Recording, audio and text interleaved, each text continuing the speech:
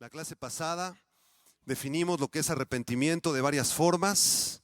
Una de estas definiciones proviene de la palabra griega metanoia, que significa tener un cambio de opinión, un cambio de mente, un cambio de corazón, un giro total en el modo de pensar. Es volvernos de nuestro pecado y de nuestra maldad hacia Dios. Es una experiencia donde reconocemos a Dios como lo único, lo más maravilloso y lo más importante, lo más valioso y lo único que tenemos en realidad en esta vida verdaderamente, que es a Jesucristo nuestro Salvador. Y estamos desarrollando este tema en base a preguntas. Esta es la segunda parte de esta conferencia. La clase pasada contestamos a la pregunta: ¿qué es el arrepentimiento? ¿Debe ser permanente el arrepentimiento? Y en esta clase vamos a contestar unas preguntas más muy interesantes. Pero antes de contestarlas vamos a hacer una introducción histórica en base a la vida del gran apóstol Pablo. Les pido que abran sus Biblias en Hechos, libro de los Hechos, capítulo 26. Hechos, capítulo 26. Y vamos a leer los primeros versículos de esta extraordinaria historia del apóstol Pablo, que es llevado delante del rey Agripa. Muchos de ustedes que son buenos lectores de la Biblia recuerdan cuando Pablo fue llevado en cadenas delante de este rey. Y es interesante que el propósito de Pablo en este discurso no era defenderse. Él estaba preso y su propósito pudo haber sido defenderse para que lo dejaran en libertad. Pero en realidad, si leemos con atención los versículos del capítulo 26 de los Hechos, vamos a aprender que el principal propósito del apóstol Pablo era que el rey Agripa se arrepintiera, que el rey Agripa se convirtiera a Cristo. Y para este motivo Pablo le relata su historia. Vamos a leer una buena parte del capítulo 26. Dice: entonces Agripa le dijo a Pablo: ¿se te permite hablar por ti mismo? Pablo entonces, extendiendo la mano, comenzó así su defensa.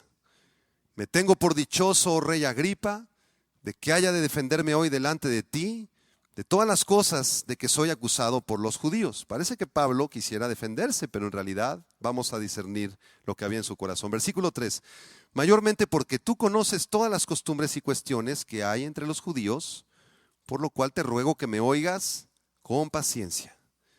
Mi vida pues desde mi juventud, la cual desde el principio pasé en mi nación en Jerusalén, la conocen todos los judíos, los cuales también saben que yo desde el principio, si quieren testificarlo, conforme a la más rigurosa secta de nuestra religión, viví fariseo.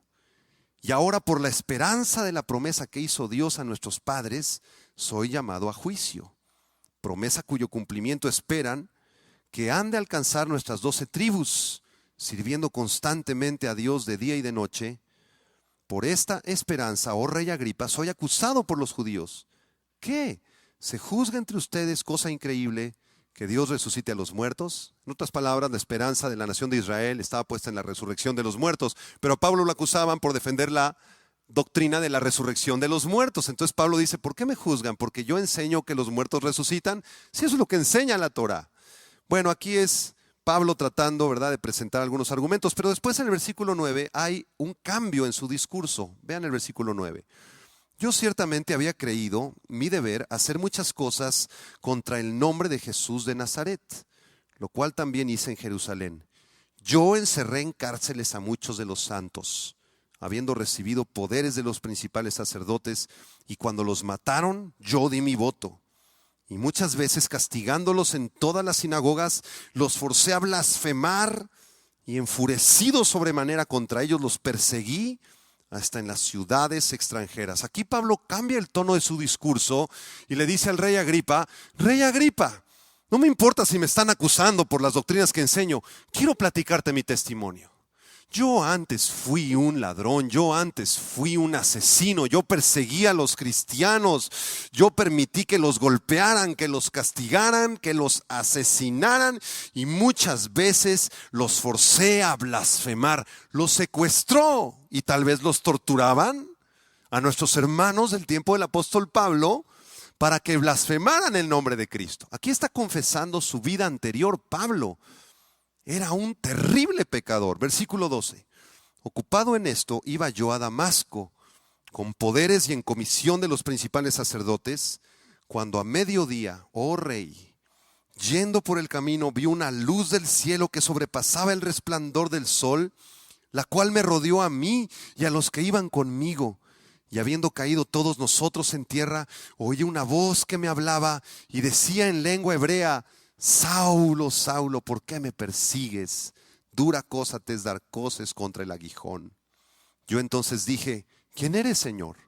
Y el Señor dijo: yo soy Jesús a quien tú persigues, pero levántate y ponte sobre tus pies, porque para esto he aparecido a ti, para ponerte por ministro y testigo de las cosas que has visto y de aquellas en que me apareceré a ti, librándote de tu pueblo y de los gentiles, a quienes ahora te envío para que abras sus ojos, para que se conviertan de las tinieblas a la luz y de la potestad de Satanás a Dios, para que reciban por la fe que es en mí perdón de pecados y herencia entre los santificados. Entonces aquí el apóstol Pablo le dice a Agripa: yo antes era un pecador, pero tuve un encuentro con Dios. Dios se manifestó a mí cuando iba en camino a Damasco. Esto está relatado en detalle en Hechos capítulo 9, para los que les interese leerlo más adelante. Y cuando iba yo en camino a Damasco, iba a asesinar cristianos, rey Agripa, pero una luz me rodeó y, ¿verdad? Fui derribado al piso y me dijo: Saulo, Saulo, ¿por qué me estás persiguiendo? ¿Quién eres, Señor? Yo soy Jesús a quien tú persigues. Y en ese instante de su encuentro con Cristo, inició la maravilla del arrepentimiento de Saulo. Dejó de ser un asesino, un perseguidor, una persona llena de religión, de odio, y se convirtió a Cristo, se arrepintió. Si ustedes recuerdan, en el relato de los Hechos de los Apóstoles, Saulo quedó sin vista, ¿verdad? Como con unas escamas. Fueron 3 días que estuvo en la casa de Ananías. Y en esos 3 días, ¿verdad? Perdió la vista, estaba atónito y el Espíritu Santo estaba redarguyéndolo. Yo estoy convencido que esos 3 días el Espíritu Santo comenzó a limpiar su corazón de todo su pecado y su maldad. Este fue el momento de su arrepentimiento. Versículo 19. Por lo cual, oh rey Agripa, no fui rebelde a la visión celestial, sino que anuncié primeramente a los que están en Damasco y Jerusalén y por toda la tierra de Judea y a los gentiles. ¿Qué anunció? Que se arrepintiesen y se convirtiesen a Dios, haciendo obras dignas de arrepentimiento. ¿Qué fue lo primero que Saulo comenzó a predicar? Lo mismo que predicó Juan el Bautista. Lo mismo que predicó Cristo en su primer anuncio público, en su primera aparición pública. Arrepiéntanse, conviértanse a Dios, hagan obras dignas de arrepentimiento. Y mi oración por ti esta noche y por mí mismo, hermano, es que podamos arrepentirnos también nosotros. Si tú no conoces a Dios esta noche, Dios te está llamando a que le conozcas, a que te arrepientas, que tengas un encuentro con Él. Que Dios se manifieste a tu vida por medio del Señor Jesucristo y de su Espíritu Santo, para que tú puedas volverte con todo tu corazón a Dios, así como se volvió Pablo, y puedas comprender lo que es el arrepentimiento. Vamos a contestar una tercera pregunta esta noche, continuando con nuestra serie. Y esta tercera pregunta es la siguiente: ¿cuesta trabajo arrepentirse? O planteada de otra forma, ¿requiere trabajo arrepentirse? ¿Qué piensan ustedes? ¿Costará trabajo el arrepentimiento? ¿El arrepentimiento que Dios nos pide que tengamos todos los días? ¿O será algo que tú puedas hacer en un par de segundos? Sí, me arrepiento ya, listo. Ya estoy libre de aquel pecado, estoy libre de las mentiras, me arrepiento, ya, se acabó. Como si fuera una varita mágica, ¿verdad? Bueno, la Biblia nos muestra claramente que cuesta trabajo el arrepentimiento. El arrepentimiento genuino es un don de Dios, es algo que tú tienes que entender, es algo que solamente Dios puede darte. Pero al mismo tiempo, aunque sea un regalo que solo Dios puede darte, Dios también requiere de ti un arduo trabajo. ¿Usted cree que valdrá la pena hacer este trabajo espiritual para arrepentirnos o no? Sin duda vale la pena. ¿Valdrá la pena excavar en una mina durante varios meses para obtener el oro que está allá abajo, aunque nos haga sudar mucho? De la misma manera, también vale la pena hacer el trabajo del arrepentimiento todos los días para extraer las riquezas del Evangelio. Hubo un teólogo en el siglo II de nombre Tertuliano, y él dijo que él había nacido en esta tierra con el único propósito de arrepentirse. El único propósito de mi vida en esta tierra, dijo Tertuliano, es arrepentirme y conocer a Cristo. Para esto nací, para arrepentirme y convertirme a Dios todos los días. Quiero decirle algo muy importante. Si usted desea con todo su corazón arrepentirse de sus pecados, usted debe hacer la ardua labor de orar para pedirle a Dios que le conceda esa gracia. Porque repito, el arrepentimiento viene de Dios, no es algo que usted decida. Yo decido arrepentirme, yo voy a producir arrepentimiento. Usted no puede producir nada.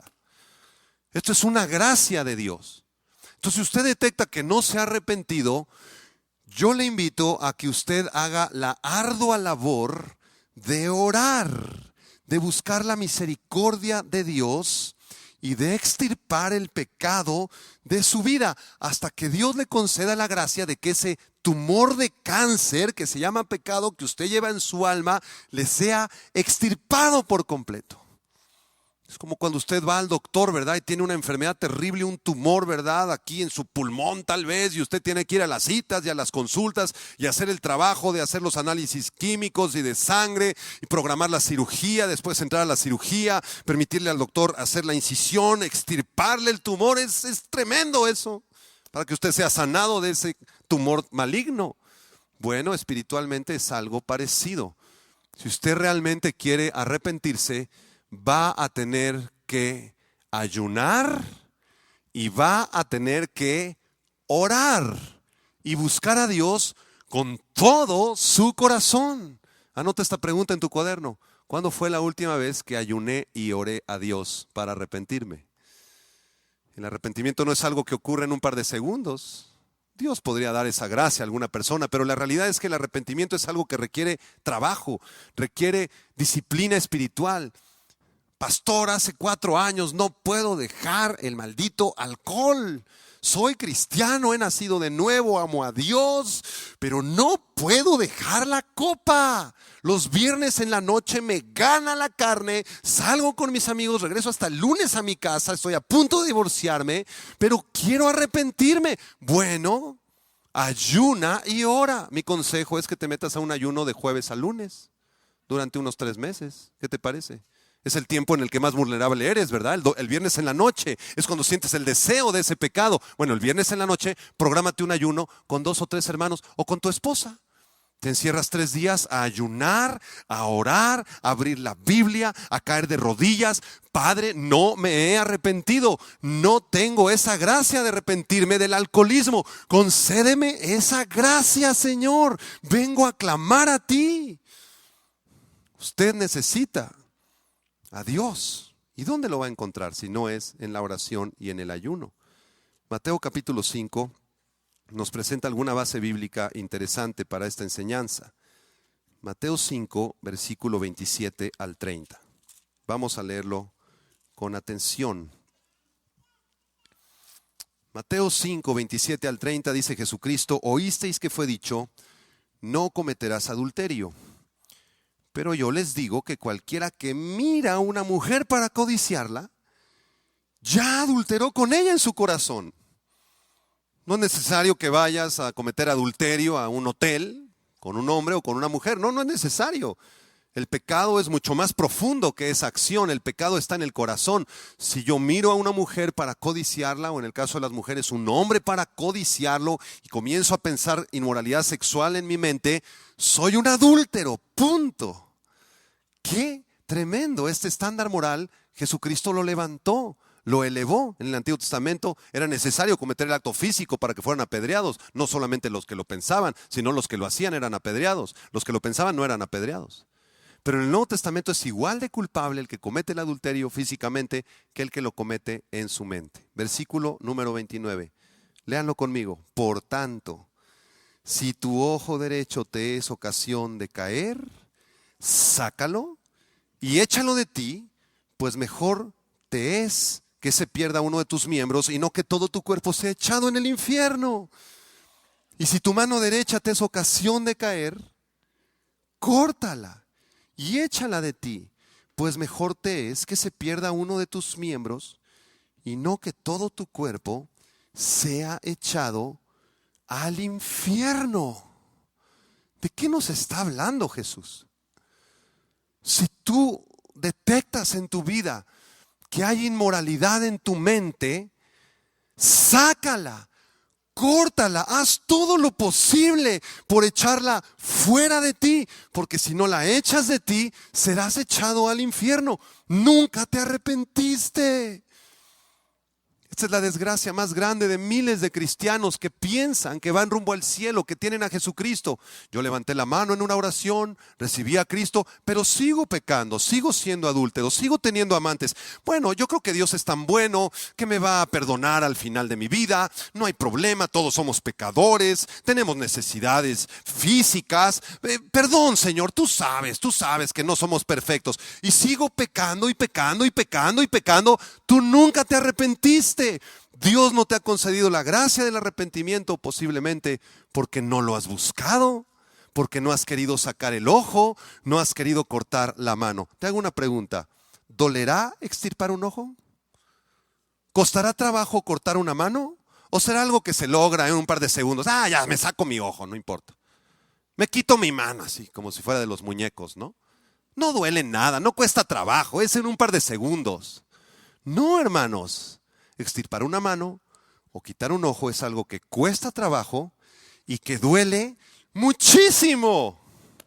Es igual el arrepentimiento. ¿Quieres verdaderamente la gracia del arrepentimiento de Dios? Haz el trabajo de extirpar el ojo, de cortar la mano. Te va a doler mucho dejar de ver a las muchachas con codicia, porque las ves desde que tenías 14 años así, con impureza sexual. ¿Cómo hay varones que inmediatamente se discierne esto, verdad? Tú los ves, como voltea a ver a una muchacha, se le queda viendo así con una verdad, codicia, una cosa ahí sexual. Y hay otros varones que no, que están puros. Todo es puro para los puros, dice la Biblia en Tito. Y pasa una muchacha, ¿verdad? Y aunque esté muy guapa, lo que sea, y el varón la ve normal, ¿verdad? Qué bonita muchacha ya. Dice la Biblia que veamos a las mujeres, ¿verdad?, que son mayores que nosotros como nuestras mamás. Que veamos a los que son de nuestra edad como nuestras hermanas, y a las más chiquitas también como nuestras hermanitas. No dice la Biblia que las veas con codicia, ¿verdad? Entonces, si eso te cuesta trabajo a ti, tienes que hacer el trabajo espiritual. Yo te sugiero que ayunes, que ores, que si tú veías pornografía, agarres esas cochinas revistas, las quemes, las tires al bote de la basura. Si es por internet, corta el internet, saca la computadora de tu casa unos 3 años hasta que aprendas a usarla sin pornografía. Es una sugerencia que yo te doy, pero principalmente sácalo de tu corazón. ¿De qué serviría que sacaras la computadora y las revistas si no lo sacas de tu corazón? Y para sacarlo del corazón hay que hacer un trabajo espiritual tremendo de ayuno y de oración. Así lo hizo un personaje bíblico que se llamaba Jacob, y él venció el pecado con la gracia de Dios. Vamos a Génesis capítulo 32 rápidamente. Usted sabe lo que significa el nombre Jacob, ¿verdad? Para los que no saben lo que significa Jacob, anótenlo: significa el usurpador, significa el que suplanta. Era un suplantador, un usurpador de identidades. Jacob pudo haber clonado tarjetas de crédito actualmente si hubiera vivido en el siglo XXI, o hubiera sido un extraordinario usurpador de personalidades. Si hubiera cambiado de nombre, hubiera cometido fraude y medio, ¿verdad? También el nombre Jacob significa el que toma del tobillo. Qué interesante, el que agarra del tobillo. ¿Por qué? Porque cuando él nació, venían gemelitos. ¿Cómo se llamaba el otro gemelito? Esaú. ¿Y quién venía saliendo primero del vientre de mamá? Esaú era el primero, ¿verdad? Era el primogénito. Y Jacob, adentro del vientre de la mamá, antes de que se inventaran los ultrasonidos, el Señor es el primer ultrasonido, ¿verdad?, que nos plantea en la Biblia. Y dice la Escritura que adentro del vientre, Jacob agarró del tobillo al otro y lo empezaba a jalar para que no naciera, porque él quería nacer primero. ¡Wow! El que toma del tobillo. Él siempre quiso suplantar la primogenitura de Esaú y fue lo que hizo más adelante. Jacob fue adúltero, tuvo muchas esposas, quebrantó muchas veces la ley de Dios, fue un mentiroso, fue un ladrón, fue un sinvergüenza este personaje. Sin embargo, en Génesis capítulo 32, versículo 22 en adelante, Jacob se harta de ser un pecador y clama al único que podía cambiarlo, que es Dios. Y dice en el versículo 22 que se levantó aquella noche Jacob, tomó sus 2 mujeres, sus 2 siervas, sus 11 hijos. ¡Wow! ¿Cómo hacía para mantener a todas ellas? Y pasó el vado de Jaboc. Los tomó pues e hizo pasar el arroyo a ellos y a todo lo que tenía. Así se quedó Jacob solo y luchó con él un varón hasta que rayaba el alba. Y cuando el varón vio que no podía con él, tocó en el sitio del encaje de su muslo y se descoyuntó el muslo de Jacob mientras con él luchaba. Y dijo, déjame porque raya el alba. Y Jacob le respondió, no te dejaré si no me bendices. Diga conmigo, no te dejaré si no me bendices. ¿Contra quién estaba peleando Jacob en este pleito de toda la noche de horas y horas y horas? Vamos a ver, versículo 27. Y el varón le dijo, ¿cuál es tu nombre? Él le dijo, me llamo el mentiroso, me llamo el suplantador, he sido un sinvergüenza, un adúltero, me llamo Jacob. Y el varón le dijo, no se dirá más tu nombre Jacob, sino Israel, porque has luchado con Dios y con los hombres y has vencido. Jacob está luchando aquí con Dios. Y Dios le cambia de nombre. Le dice, ya no serás más el suplantador, el mentiroso. Ahora te vas a llamar Israel. ¿Qué significa Israel? Significa el que pelea con Dios. Y aquí fue cuando se fundó el nombre de la nación de Israel. La nación había sido fundada antes con Abraham, pero el nombre Israel aparece aquí por primera vez. Hasta la fecha la nación de Israel existe y significa el que pelea con Dios. Versículo 29. Entonces Jacob le preguntó y le dijo, declárame ahora tu nombre. Y el varón respondió, ¿por qué me preguntas por mi nombre? Y lo bendijo allí. Y llamó Jacob el nombre de aquel lugar Peniel. ¿Qué significa Peniel? Peniel significa el rostro de Dios, porque dijo, vi a Dios cara a cara y fue librada mi alma. Y cuando había pasado Peniel, le salió el sol y cojeaba de su cadera.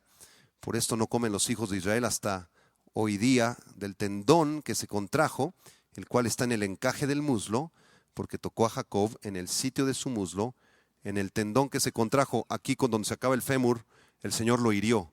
Aquí duele muchísimo, no sé cuántos se han lastimado el fémur o las coyunturas del fémur, y luego anda uno cojeando, ¿verdad? Cuando te tuerces o te lastimas. Bueno, en esta batalla tremenda, el Señor lastimó a Jacob, como un recordatorio del pacto que había hecho con su padre Abraham. Y como un recordatorio de que Dios es el que tenía el control. Y a partir de este momento Jacob se reconcilia con Esaú, cambia, ¿verdad? Bendice a sus hijos más adelante, bendice a José, y ustedes ya conocen toda la historia de José en Egipto, etcétera. Cambió su persona. ¿Qué le pasó a Jacob en el capítulo 32 de Génesis? La respuesta es, se arrepintió. Peleó con Dios toda la noche. Y le dijo, Señor, yo no me voy de aquí hasta que tú me bendigas. Señor, yo no me voy de aquí hasta que me quites lo egoísta. Señor, yo no me voy de aquí hasta que me quites mis pensamientos de inmoralidad. Señor, yo no me voy de aquí hasta que me quites lo tacaño. Señor, yo no me voy de aquí hasta que me quites lo alcohólico. ¿Cuántas personas hemos peleado con Dios? ¿Cuántos de ustedes han peleado con Dios? Y esta pelea no duró 2 minutos. Esta pelea duró toda la noche. Así que para contestar a nuestra pregunta, ¿cuesta trabajo arrepentirse? Sí, cuesta mucho trabajo arrepentirse y es una gracia de Dios. Anota esta pregunta en tu cuaderno. ¿De qué pecado tengo que arrepentirme? Anótala. ¿De qué pecado tengo que arrepentirme? Pastor, yo no tengo ningún pecado del cual arrepentirme. Ese es el primer pecado del cual tienes que arrepentirte, tu soberbia gigantesca. Tienes una soberbia enorme. Si tú no detectas ningún pecado, pastor, hace 3 meses que yo no detecto ningún pecado en mi vida.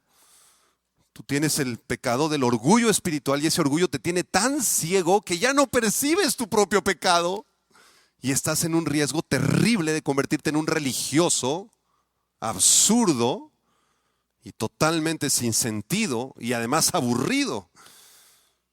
Todos pecamos todos los días, dice 1 Juan, el que dice que no tiene pecado se engaña a sí mismo y hace mentiroso a Dios, porque todos pecamos todos los días. Les platicaba la historia de Jonathan Edwards, un gran teólogo de hace 3 siglos en los Estados Unidos, y él hacía un ejercicio espiritual. Él escribió algunas determinaciones en su vida, y una de sus determinaciones fue esta: yo determino y propongo todas las noches de mi vida a tener un tiempo de oración y meditación en los cuales yo le pregunte al Señor, ¿cuál fue el pecado en el que caí en ese día?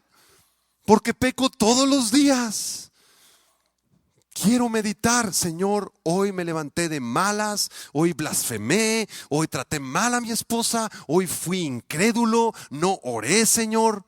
Tuve el pecado de omisión, no hablé a nadie de Cristo, a nadie le hablé de Cristo, Señor. Todos pecamos todos los días. Haríamos bien en imitar esta determinación de Jonathan Edwards todas las noches, ¿verdad?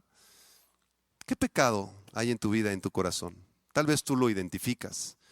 Bueno, pues yo te invito a que hagas el trabajo del arrepentimiento, así como lo hizo Jacob, o como lo describe la Biblia en Mateo capítulo 5, el pasaje que ya leímos. Vamos a contestar algunas preguntas más. Número 4, cuarta pregunta. ¿Cuándo es el día del arrepentimiento? ¿Alguien quiere contestar esta pregunta? Dile al de junto, todos los días. En otras palabras, dile, hoy mismo. Miren, hay 3 etapas en tu vida: antes de la tumba, en la tumba y después de la tumba. No hay más. Ahorita estás en la etapa antes de llegar a la tumba, ¿correcto? ¿Ok? Entonces yo te invito a que hoy con urgencia hagas la paz con Dios, porque tú no sabes si la tumba te está esperando saliendo de este local. Tú no sabes si tú mueres de un ataque al corazón, de un ataque diabético, un coma diabético, un accidente, tantos accidentes automovilísticos últimamente, jóvenes que han muerto. El otro día fui a un funeral de un jovencito de 17 años de la iglesia, se murió en un accidente automovilístico. Adiós, él pensaba vivir muchos años y estaba en la fiesta y en la pachanga, decía que era cristiano, andaba con 3 novias y Dios como disciplina se lo llevó. Yo no sé si fue salvo o no fue salvo, no me toca a mí juzgarlo. Lo que sí sé es que fui al funeral. Entonces, ¿cuándo es el día del arrepentimiento? El día del arrepentimiento, mientras estés de este lado de la tumba, es hoy. Mañana puede ser el último día de tu vida. ¿Cuántos de ustedes meditan en el momento de tu muerte? ¿Has meditado en tu muerte? ¿Has meditado que en cualquier momento te puedes ir? ¿Cómo te gustaría que fuera tu funeral? ¿Has pensado en eso?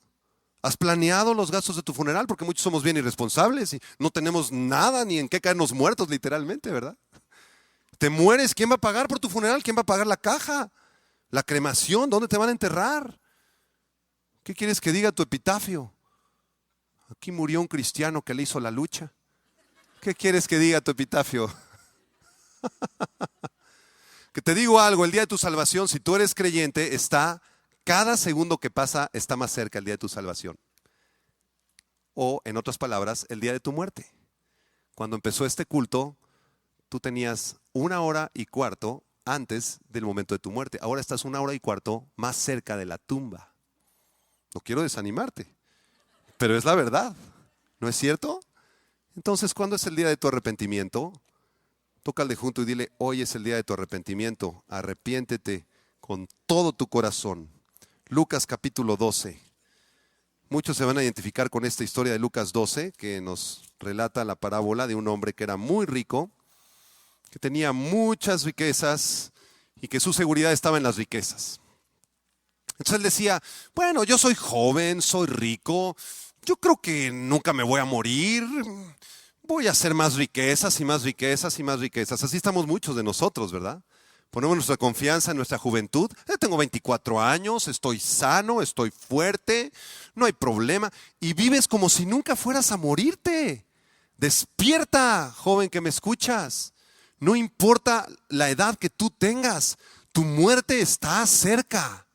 No sé cuándo, pero está muy cerca, quizá más cerca de lo que tú te imaginas. Lucas 12, versículo 13. Le dijo uno de la multitud: maestro, dile a mi hermano que parta conmigo la herencia. Querían tomar a Jesús de ministerio público. Mas él le dijo: hombre, ¿quién me ha puesto sobre ustedes como juez o partidor? No era su función de Jesús repartir herencias. Versículo 15, y les dijo: miren, guárdense de toda avaricia, porque la vida del hombre no consiste en la abundancia de los bienes que posee. Tu vida no consiste en las 3 casas que tienes, o en la casa que tienes, o en los 5 autos que tienes, o en la bicicleta que tienes. No importa si tú eres rico, mediano o pobre, tu vida no depende de eso. ¿Cuántos dicen amén? Versículo 16, también les refirió una parábola diciendo: la heredad de un hombre rico había producido mucho. Y él pensaba dentro de sí diciendo: ¿qué haré? Pues no tengo dónde guardar mis frutos. Y dijo: esto haré, derribaré mis graneros, los voy a edificar mayores, y allí guardaré todos mis frutos y mis bienes, y diré a mi alma, fíjese cómo aquí se habla él mismo, ¿no? Alma, alma mía, muchos bienes tienes guardados para muchos años, repósate, come rico, bebe todo lo que quieras, ve a Las Vegas, ve a Disney World. Regocíjate, porque muchos bienes tienes guardados para muchos años. Pero Dios le dijo, versículo 20, le dijo raka, del griego, diga raka. Aquí lo tradujeron muy benevolentemente en la Reina Valera. Significa estúpido, tonto. Aquí le pusieron necio. Bueno, es una traducción un poquito más amable. El Señor le dijo: raka, esta noche vienen a pedirte tu alma, y lo que has provisto, ¿de quién será? Así es el que hace para sí tesoro y no es rico para con Dios. Este hombre nunca se arrepintió. Su corazón estaba en su dinero, en sus riquezas. ¿Dónde está tu corazón? ¿Dónde está el tuyo? El tuyo, el tuyo, el tuyo, que me escuchas. ¿Dónde está tu corazón? Si tu corazón está en Cristo, gloria a Dios, eres mi hermano. Nuestras riquezas vienen y van, y si Dios quiere darte mucho, es para que lo compartas con los demás, para que lo inviertas en su reino, para que sostengas a 2, 3 misioneros, que adoptes a 4 o 5 hijos o niños de la calle. Muchos de ustedes que tienen una casota grandísima, vives solo ya con tu esposa, 5 cuartos. Por el amor de Dios, adóptame 3 bebés, ¿no? Estás joven todavía, estás en tus 40, en tus 50, adopta 2, 3 niños y disipúlalos. ¿Para qué quieres una casa tan grande? Si no quieres adoptar, entonces véndela, vente a otra casa más pequeña, sostén a 3 misioneros en África. ¿Para qué quieres eso entonces? Tu vida no consiste en la abundancia de los bienes que posees. Este rico nunca quiso arrepentirse. ¿Te arrepentirás tú? Si vienen a pedir tu alma hoy en la noche, ¿qué te parece? Que venga hoy el Señor a pedir tu alma. Te vas a dormir al ratito a las 11:30. Ves las noticias tantito, el mundo se está cayendo, todo se está destrozando. Ora, Señor, ten misericordia de mi vida. Te vas a dormir, se te baja el ritmo cardíaco, te da una baja presión y de repente despiertas a una realidad donde hay ángeles que te van a llevar a la presencia de Dios, o despiertas a una realidad donde hay demonios que te van a llevar al centro de la tierra. ¿A dónde te vas a ir? Bueno, clama a Dios y arrepiéntete. Muy bien. Quinta pregunta teológica. Número 5. ¿Cómo es que una persona puede arrepentirse? ¿Cómo es que una persona puede arrepentirse? O planteada de otra manera esta pregunta, ¿cómo opera el arrepentimiento? ¿Cómo funciona el arrepentimiento? Bueno, hay 3 elementos necesarios, indispensables para el arrepentimiento. Apúntalos para contestar esta pregunta teológica. ¿Cómo opera el arrepentimiento? ¿Cómo funciona el arrepentimiento? ¿Cuáles son las bases bíblicas del arrepentimiento? Bueno, el primer elemento para que pueda operar el arrepentimiento se llama la palabra de Dios. Diga conmigo, la palabra de Dios. Nadie puede arrepentirse genuinamente si no se le predica la palabra de Dios. el Evangelio de Jesucristo. Nadie podría arrepentirse si no se expone el Evangelio de Cristo, porque el Evangelio de Cristo deja al descubierto el pecado. No hay nada más que pueda descubrir el pecado. Tal vez tú tengas amigos seculares o del mundo que te digan, estás mal, ya no hagas eso. Pero eso no va a producir ningún arrepentimiento en tu corazón. Lo que va a producir arrepentimiento es la palabra del Señor. Vamos a Hechos capítulo 2, por favor, para ver esta base bíblica. Hechos capítulo 2, versículo 36 al 42. Ustedes recordarán en Hechos 2 que el apóstol Pedro está predicando un sermón maravilloso, al final del cual se convirtieron 5,000 personas. Y en Hechos capítulo 2, versículo 36, el apóstol Pedro está predicando su discurso y les dice: sepa pues ciertísimamente toda la casa de Israel que a este Jesús a quien vosotros crucificasteis, Dios le ha hecho Señor y Cristo. ¿Qué les está predicando? El Evangelio. Verso 37. Al oír esto, se compungieron de corazón y dijeron a Pedro y a los otros apóstoles: varones hermanos, ¿qué haremos? Si ustedes leen todo el discurso, Pedro les está hablando de Cristo, les está hablando de la muerte de Cristo, les está hablando de la resurrección de Cristo, les está hablando del perdón de pecados que hay en Cristo, les está hablando de Cristo, del Evangelio. Y entonces estos varones comienzan a sentirse culpables. Dicen: Cristo murió por mis pecados, yo soy un pecador, ¿qué debemos hacer? Versículo 38, Pedro les dijo: arrepiéntanse y bautícese cada uno de vosotros en el nombre de Jesucristo para perdón de los pecados, y recibiréis el don del Espíritu Santo, porque para vosotros es la promesa, y para vuestros hijos y para todos los que están lejos, para cuantos el Señor nuestro Dios llamare. Y con otras muchas palabras testificaba y les exhortaba diciendo: sean salvos de esta perversa generación. A ver, predica y di conmigo: sean salvos de esta perversa generación. Así diles a tus compañeros de la prepa: sean salvos de esta perversa generación. Te van a apedrear, hermano. Los que les gusta usar el Facebook, manda este mensaje: sean salvos de esta perversa generación, arrepiéntanse y crean en Cristo. Párate así en la calle, a veces los predicadores callejeros así les: sean salvos de esta perversa generación. Versículo 41, así que los que recibieron su palabra fueron bautizados y se añadieron aquel día como 3,000 personas. ¿Y qué hicieron los que se arrepintieron? Versículo 42. Perseveraban en la doctrina de los apóstoles, en la comunión unos con otros, en el partimiento del pan y en las oraciones. Estas cosas los comunicaban. Una persona que se ha arrepentido va a permanecer en la Biblia, en la doctrina de la Biblia, de los apóstoles, en la comunión unos con otros. Van a tener compañerismo con otros cristianos más maduros que tú. Vas a pedirles consejo.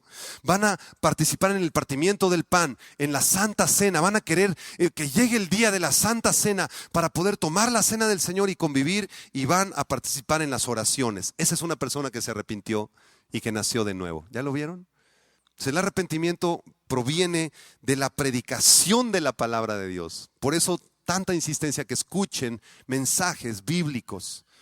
Porque tú, al escuchar un mensaje bíblico, ahí está operando el Espíritu Santo, te está hablando, te está redarguyendo, te sientes culpable, dices: yo soy un mentiroso. Tal vez ni siquiera me he arrepentido, y caes de rodillas: Padre, perdóname, concédeme el don de arrepentirme. La palabra de Dios es como un martillo, dice Jeremías 23, 29, y es como un fuego. Vean este pasaje, Jeremías 23, versículo 29.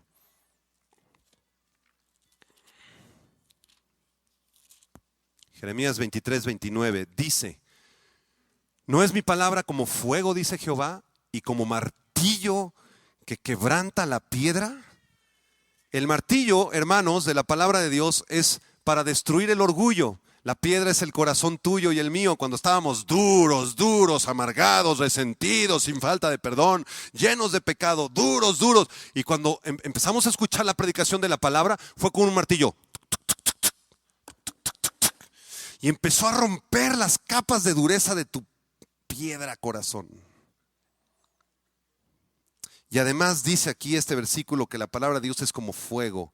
El fuego es para derretir el pecado y purificar el corazón. Así es la palabra del Señor. Este es el primer elemento indispensable para el arrepentimiento. Yo les dije que eran 3, ¿verdad? Vamos al segundo elemento indispensable para el arrepentimiento. El segundo elemento para poder comprender cómo opera el arrepentimiento es la obra del Espíritu Santo.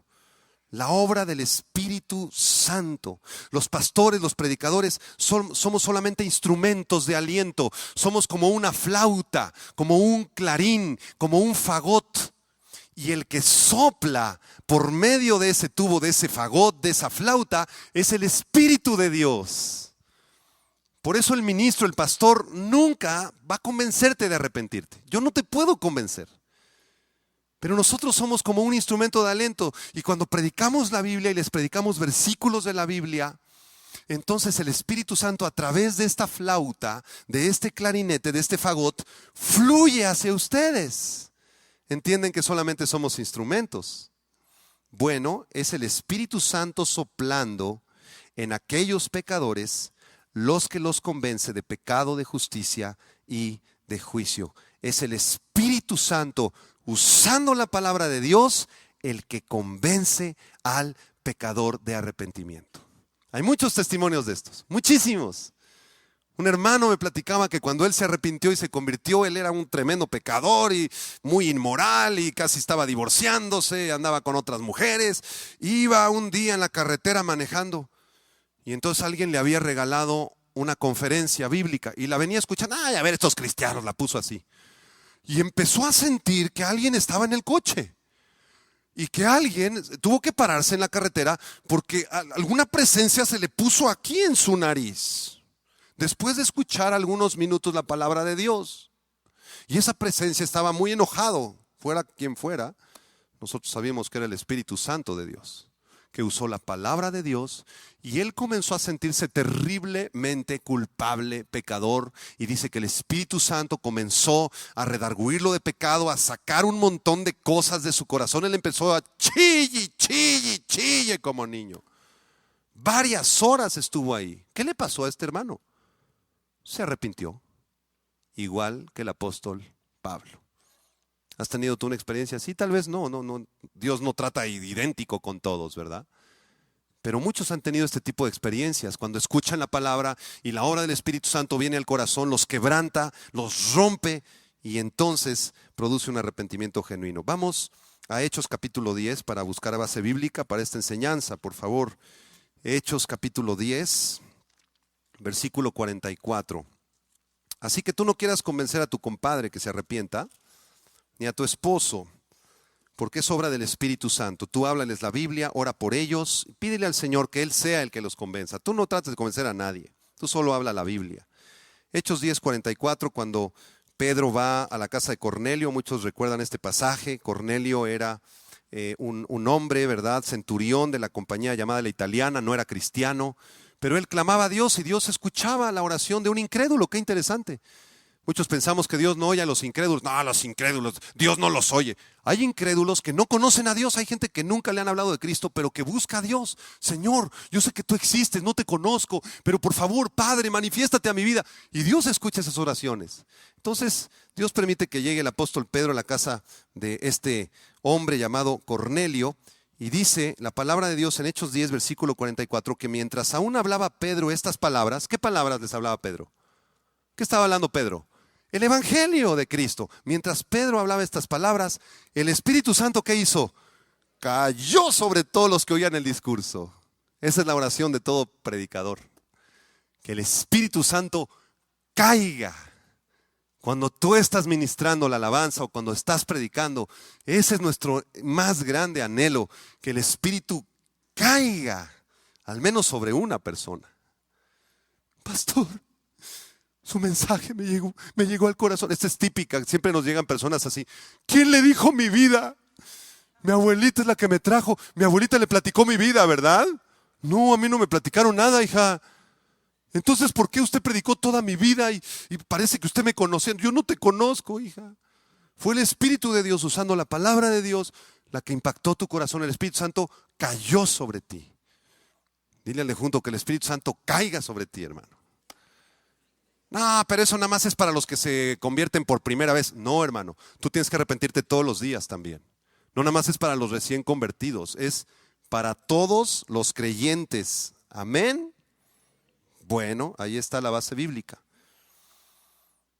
Y el tercer elemento para que pueda ocurrir el arrepentimiento genuino es un elemento muy importante.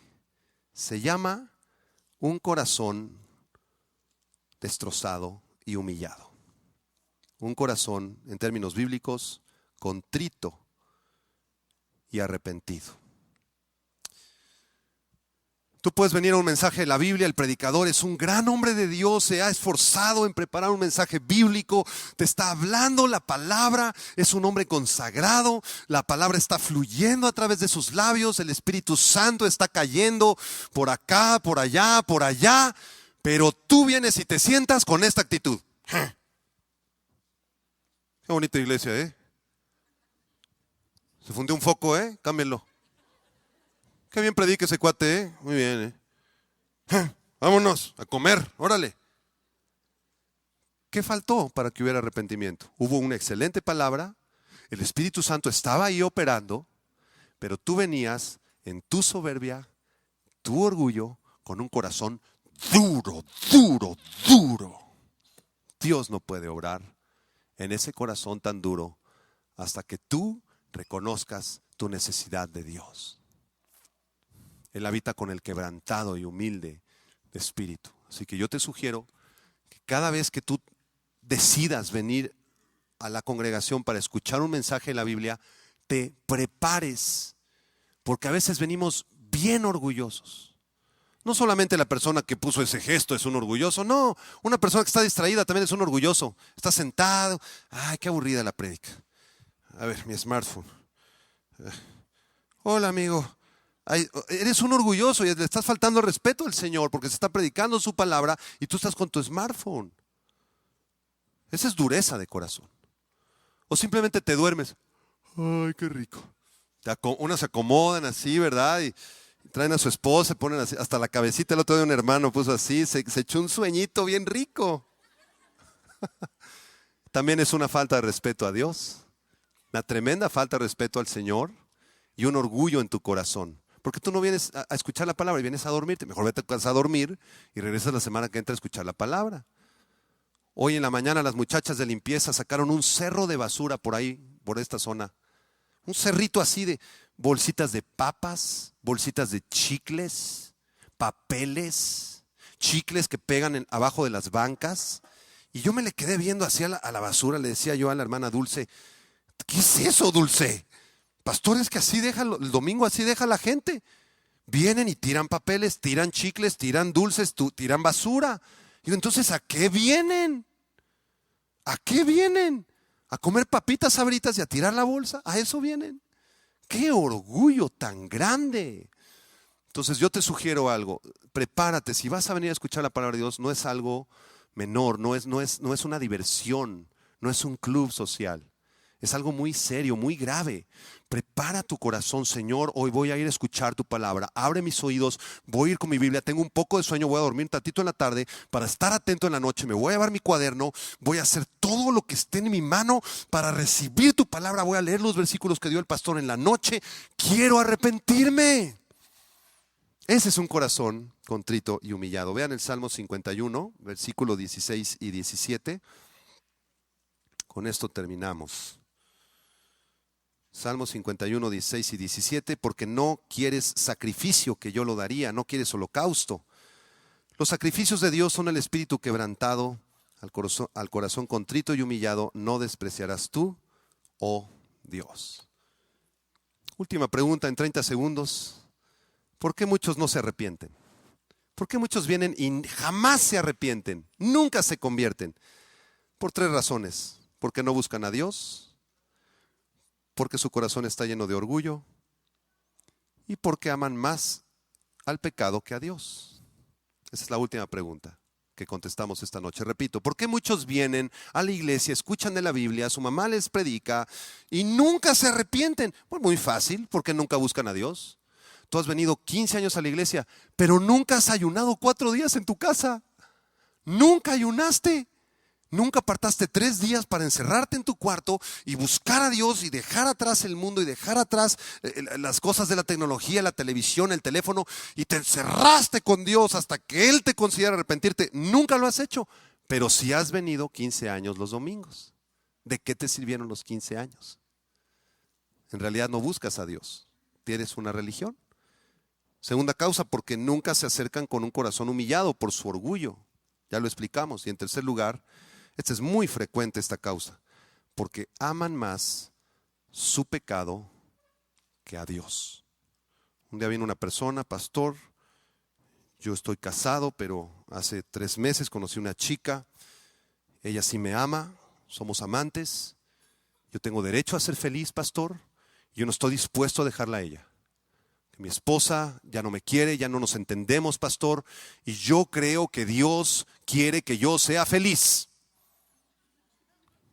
¡Cuánto orgullo y cuánta soberbia en el corazón de este caballero! Yo le dije, arrepiéntete y cree en Cristo, vuélvete a Cristo. Yo que tú dejaba inmediatamente al amante, regresar con mi esposa y me metía unos 15 días a ayunar y a orar. Quizá Dios te conceda que te arrepientas. No quiso, se fue. El 90% de las consejerías que damos los pastores no son obedecidas. No obedecen. Pastor, es que tengo una relación codependiente. Deja esa relación. Métete con Cristo, ayuna, ora, vente a la congregación, discipúlate. Nunca vienen a discipularse, siguen con la relación codependiente, terminan muertos en la cárcel, en las drogas. ¿Por qué no obedecen? ¿Por qué no obedecen? ¿Sabe por qué? Porque aman más su pecado que a Dios. Les encanta el pecado, punto. Aman más a su amante que a Dios. Aman más el cigarro que a Dios, aman más las mentiras, las relaciones destructivas, las aman más que a Dios. Y por esa razón no les es concedido arrepentirse. Y si no se arrepienten nunca, terminarán en la condenación eterna. Porque la vida es muy corta, en cualquier momento nos vamos. Vamos a orar. El que en Él cree no es condenado, pero el que no cree ya ha sido condenado porque no ha creído en el nombre del unigénito Hijo de Dios.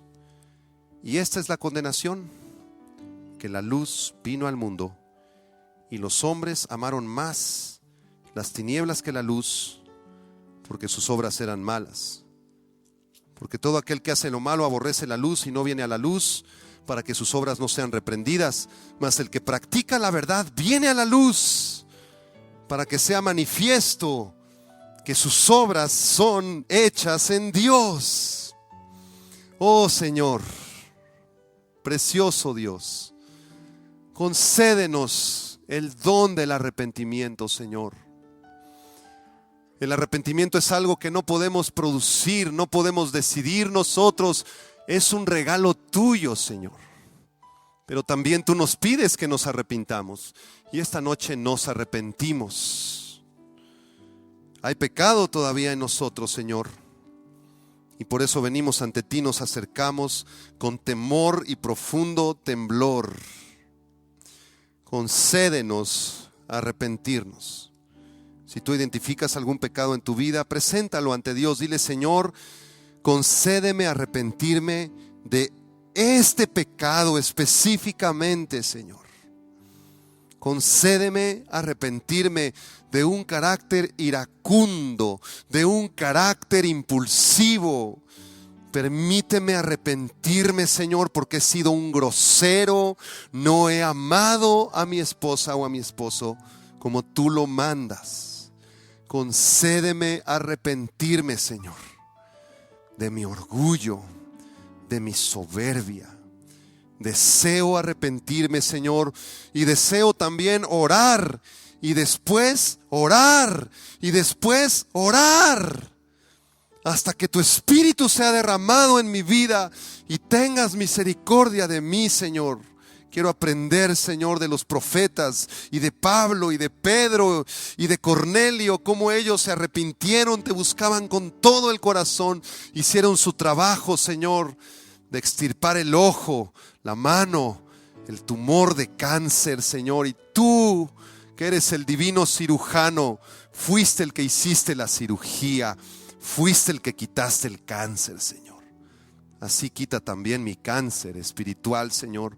Concédeme el arrepentimiento, Señor, porque quiero parecerme un poco más a tu Hijo Jesucristo y darte la gloria y la honra para siempre. Gracias te damos, Señor. Así, con tus ojos cerrados, quiero hacer un llamado a las personas que nos visitan por primera ocasión. Quiero invitarte a que clames a Dios. Si después de este mensaje tú identificas que hay pecado en tu vida, que estás destituido de la gloria de Dios, que tu vida está perdida sin Cristo, que eres un pecador, clama al Señor. Desde tu lugar, ora a Dios y dile: Señor, soy un pecador. Ten compasión de mi vida, Señor. Yo creo que tú moriste por mis pecados en la cruz del Calvario, Señor. Sálvame, sáname. Regenera mi vida, Señor. Ten compasión de mí, Señor, y regálame el milagro del nuevo nacimiento cuando tú lo determines, Señor. Te lo pido, te doy gracias en el nombre de Jesús. Amén.